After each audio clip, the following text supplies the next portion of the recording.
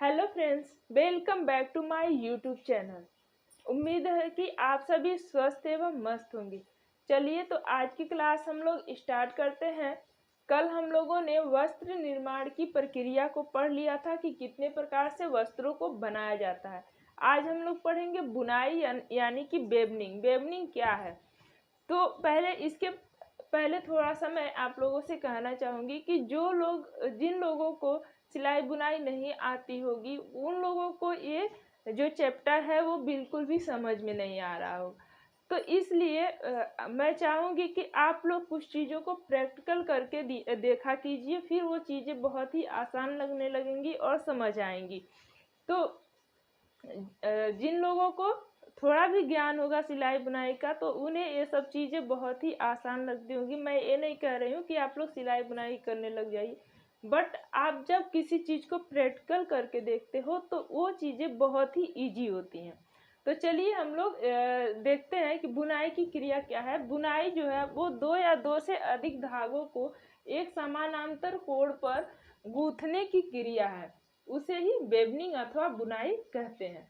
तो बुनाई में क्या होता है कि जो चौड़ाई की दिशा वाले सूत्र होते हैं उसे हम बाने का धागा, भराव का धागा या फिर वेफ्ट यार्न के नाम से जानते हैं।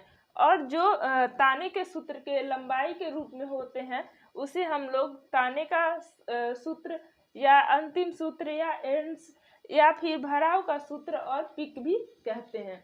तो इस प्रकार से हम लोग ताने के सूत्र को भराव का सूत्र और वेफ्ट यार्न यानी कि बाने का सूत्र कहते हैं, और लंबाई वाले जो सूत्र होते हैं उसे अंतिम सूत्र, एंड्स या फिर भराव के सूत्र अथवा एक पिक कहते हैं। तो जो पहले के लोग होते थे वो हर चीज हाथ द्वारा करते थे, तो करघे का निर्माण करके उन लोगों ने वस्त्रों की बुनाई करना स्टार्ट किया। तो प्राचीन समय में जो वस्त्र बनाए जाते थे तो उसको जमीन में नीचे खूंटा गाड़ दिया जाता था और जितना लंबा वस्त्र चाहिए होता था उतना ताने के धागे को उतनी लंबाई में बांध दिया जाता था और फिर उसमें बाने का धागा लेकर के भराव कार्य किया जाता था। ये जो प्रक्रिया है वो डिजाइन के अनुरूप किया जाता है कि जिस प्रकार का आपको डिजाइन चाहिए उस प्रकार के ताने और बाने के धागे को लिया जाता है।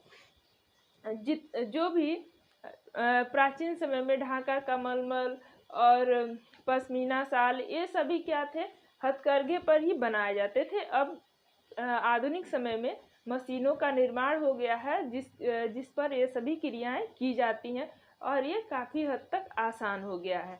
तो इस प्रकार से बुनाई की क्रिया की जाती है। देखेंगे बुनाई की प्रमुख क्रियाएं क्या है।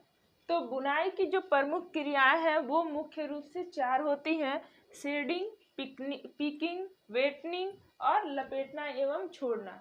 इस प्रक्रिया को हम लोगों ने करघे के भाग में भी पढ़ा था और यहाँ भी पढ़ेंगे।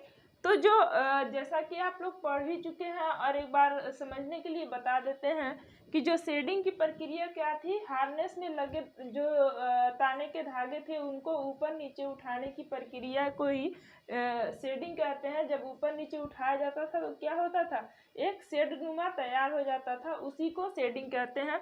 और पिकिंग होता है, उसमें बाने के धागे का भराव करना ही पिकिंग होता है। जब ऊपर नीचे सेट बन जाता था तो उसके शटल द्वारा उसको भराई का कार्य किया जाता था, तो उसी प्रक्रिया को पिकिंग कहा जाता है।